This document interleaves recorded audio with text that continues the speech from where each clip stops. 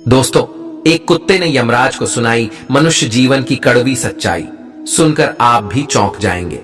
इस प्राचीन कथा में हम आपको बताएंगे कि कैसे एक कुत्ता यमलोक पहुंच जाता है और यमराज से शर्त लगाता है और यमराज उस शर्त में कुत्ते से हार जाते हैं और फिर यमलोक के सारे नियम बदलने पड़ते हैं। इस कथा में हम जानेंगे भगवान विष्णु ने यमराज को मनुष्य जीवन के संबंध में कौन सा महत्वपूर्ण ज्ञान दिया है। तो चलिए दोस्तों, आपका समय बर्बाद न करके कथा को शुरुआत करते हैं। दोस्तों, प्राचीन काल में मध्य देश में एक अत्यंत शोभायमान नगरी थी। उस नगरी में एक धनवान सेठ रहता था। वह उस सेठ के पास एक लाल रंग का कुत्ता होता है। वह सेठ बहुत लालची और कपटी स्वभाव का होता है, किंतु वह भगवान विष्णु का परम भक्त होता है। वह हमेशा अपने इष्ट देव भगवान विष्णु की पूजा आराधना करता रहता था। फिर एक दिन उस सेठ की भक्ति से प्रसन्न होकर भगवान विष्णु उससे मिलने के लिए पधारते हैं और उसे दर्शन देते हैं और कहते हैं, हे वत्स, मैं तुम्हारी भक्ति से अत्यधिक प्रसन्न हूँ। मांगो तुम्हें जो भी वर चाहिए, तुम्हारी जो भी इच्छा और मनोकामना है, मैं अवश्य पूर्ण करूंगा। वह सेठ भगवान विष्णु से कहता है, हे प्रभु, मैं आपके दर्शन करके धन्य हुआ। प्रभु, मुझे कुछ नहीं चाहिए, मेरे पास आपका दिया हुआ सब कुछ है। फिर वह सेठ एक सादा कागज निकालता है और भगवान विष्णु से कहता है, हे प्रभु, आप इस कागज पर अपने दस्तखत कर दीजिए ताकि मैं दुनिया के लोगों को भगवान के होने का सबूत दिखा सकूं। आजकल दुनिया में कोई ये मानना ही नहीं चाहता है कि भगवान है। फिर भगवान ने कहा, ठीक है वत्स, लाओ मैं तुम्हारे कागज पर दस्तखत कर देता हूं। इतना कहकर भगवान विष्णु उस सेठ के कागज पर दस्तखत कर देते हैं और अंतर्ध्यान हो जाते हैं। फिर वह सेठ उस कागज को हमेशा अपनी जेब में ही डालकर रखता था ताकि वह दूसरों को भगवान के होने का सबूत दिखा सके। फिर कुछ दिनों बाद उस सेठ का वह कुत्ता मर जाता है, जिससे वह सेठ बहुत ही दुखी हो जाता है। सेठ का कुत्ता मृत्यु के बाद यमलोक में जाने लगता है। फिर यमलोक पहुंचने के बाद वह कुत्ता यमराज के सामने आकर खड़ा हो जाता है। यमराज उस कुत्ते का लेखा जोखा निकालते हैं और कहते हैं, हे श्वान, तुमने तो पशु का जन्म पाकर भी कोई पाप नहीं किया है।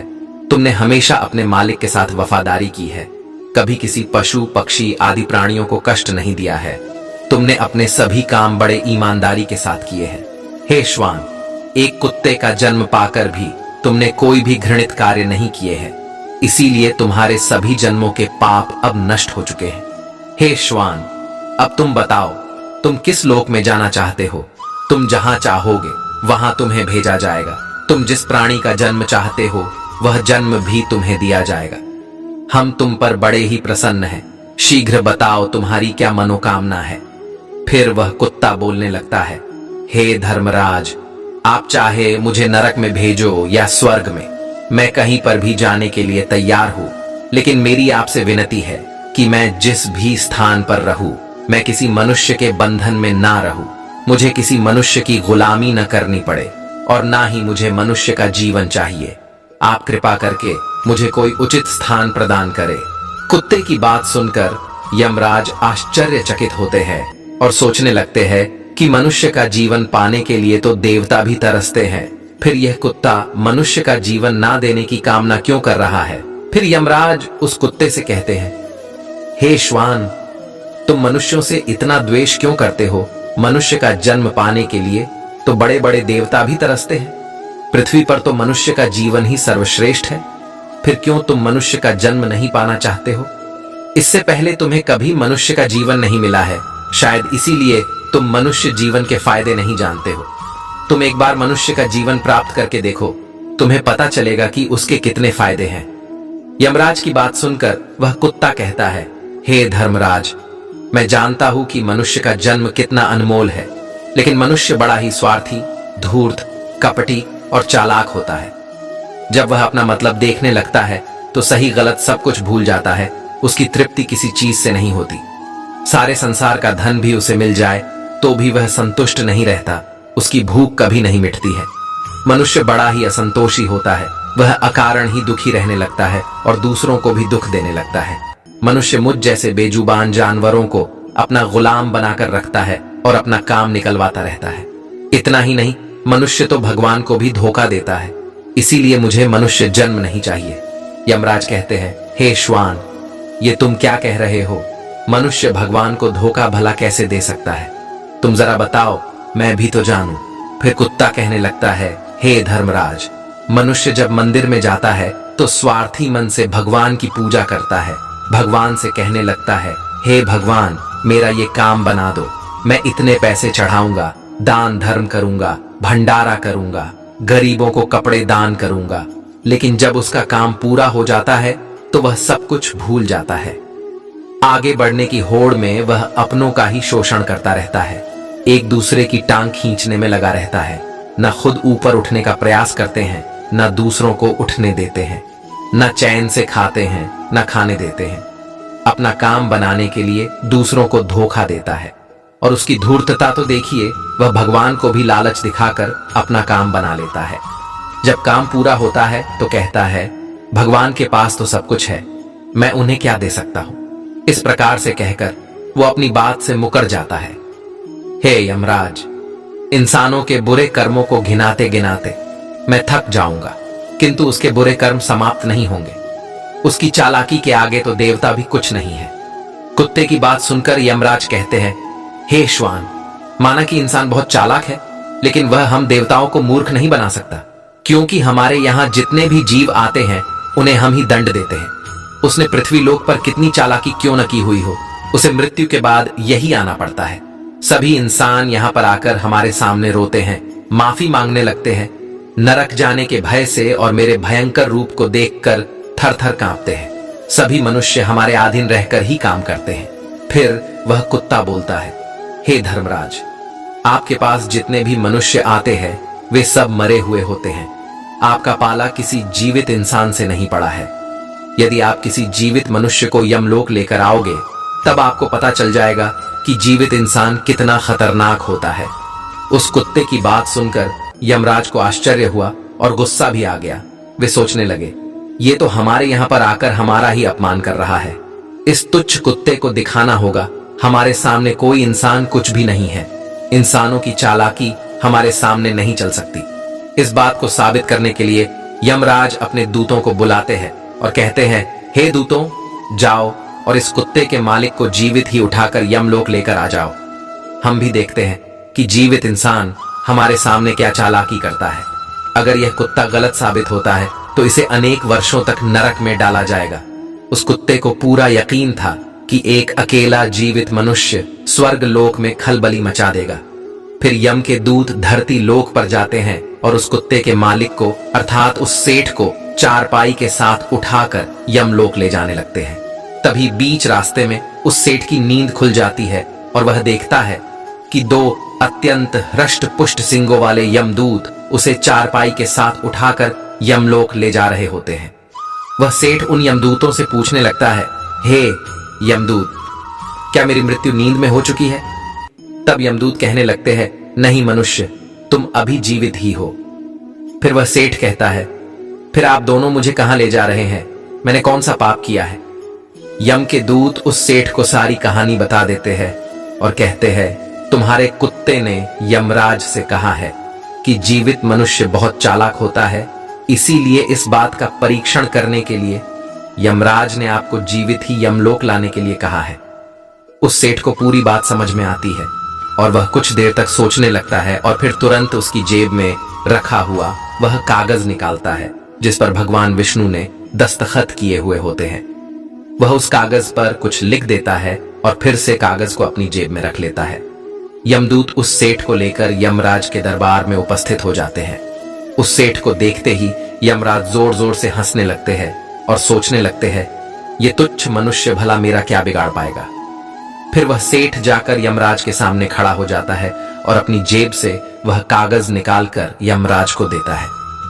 जब यमराज उस कागज को खोलकर पढ़ने लगते हैं तो वे तुरंत ही सिंहासन से उठकर खड़े हो जाते हैं और उस सेठ को सिंहासन पर बिठाकर खुद उसके स्थान पर खड़े हो जाते हैं, जिसे देखकर यमराज के सभी दूत चौंक जाते हैं, सोचने लगते हैं, यमराज ये क्या कर रहे हैं? एक मानव को अपने सिंहासन पर बिठा रहे हैं। ये जरूर कोई पहुंचा हुआ इंसान लगता है। वह सेठ अब यमपुरी का राजा बन जाता है। यमराज भी उसका आदेश मानने के लिए विवश हो जाते हैं। फिर वह सेठ सिंहासन पर बैठते ही यमलोक के सभी कानून बदल देता है और यमराज को ही यमलोक के द्वार का पहरेदार बना देता है।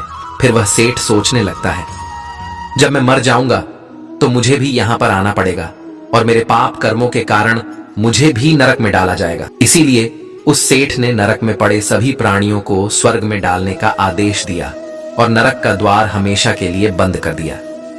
और फिर सभी यमदूतों को आदेश दिया कि आज के बाद किसी भी प्राणी को नरक में नहीं डाला जाएगा, सभी प्राणियों को स्वर्ग में ही भेजा जाए। सेठ के इस आदेश को सुनकर स्वर्ग लोक में खलबली मच गई। सभी देवता हैरान हो गए, लेकिन वे कर भी क्या सकते थे। आदेश यमलोक के राजा ने दिया था, इसीलिए चुपचाप सभी उसका पालन करने लगे।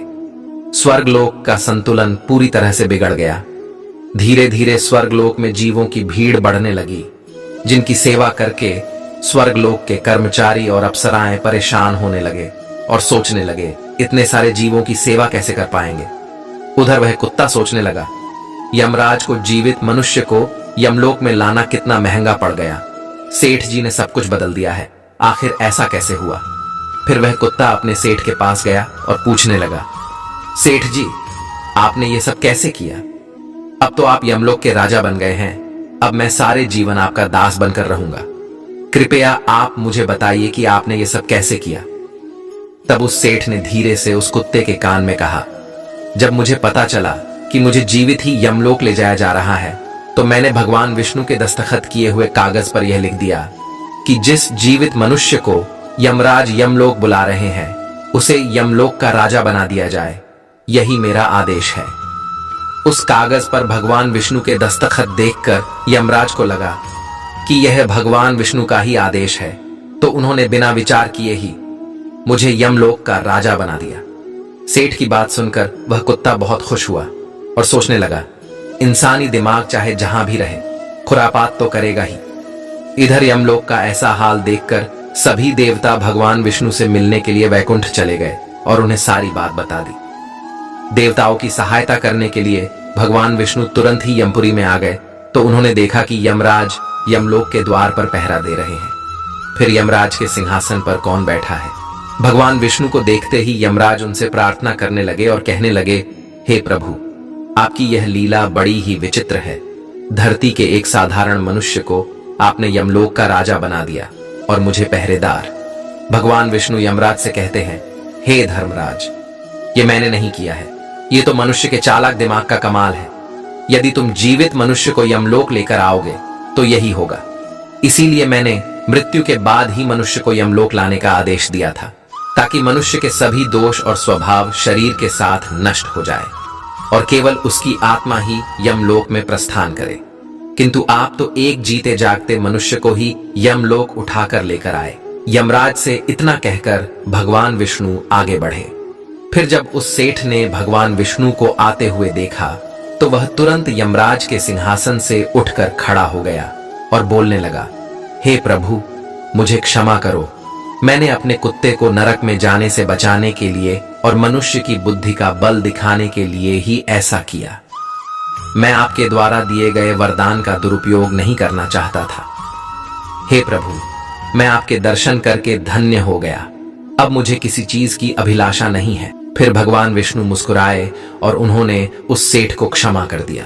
फिर वह सेठ धरती लोक पर लौट गया। भगवान विष्णु ने भी यमराज को फिर से यमलोक की गद्दी पर बिठा दिया और वे भी वैकुंठ लोक लौट गए। यमराज फिर से अपने सिंहासन पर बैठ गए। तब वह कुत्ता यमराज से कहने लगा, हे धर्मराज, देखिए आपने जीवित मनुष्य की चालाकी। एक जीवित मनुष्य क्या क्या कर सकता है, इसीलिए मैं मनुष्य नहीं बनना चाहता। मनुष्य जब स्वार्थी बन जाता है तो वह अंधा हो जाता है, उसे दोस्त परिवार दिखना बंद हो जाते हैं। लालच में वह धर्म को भी भुला देता है और अनिष्ट कार्य करने लगता है। जब तक वह शास्त्र अनुसार कर्म करता है तभी तक सुखी रहता है, और जब धर्म से विमुख हो जाता है तो क्लेश और बीमारियां उसे घेर लेती है और उसका पतन हो जाता है। फिर यमराज उस कुत्ते को क्षमा कर देते हैं, उसे स्वर्ग में भेज देते हैं और यमलोक के बदले हुए कानूनों को फिर से सही कर देते हैं। तो दोस्तों, इस प्रकार से एक कुत्ते ने यमराज को मनुष्य के जीवन की सच्चाई बताई है। ये कथा आपको कैसी लगी कमेंट करके जरूर बताएं। अगर यह जानकारी अच्छी लगी तो वीडियो को लाइक जरूर करें और कमेंट में जय श्री कृष्ण जरूर लिखें। साथ ही चैनल को सब्सक्राइब करें। मिलते हैं अगली वीडियो में। आप सभी का धन्यवाद।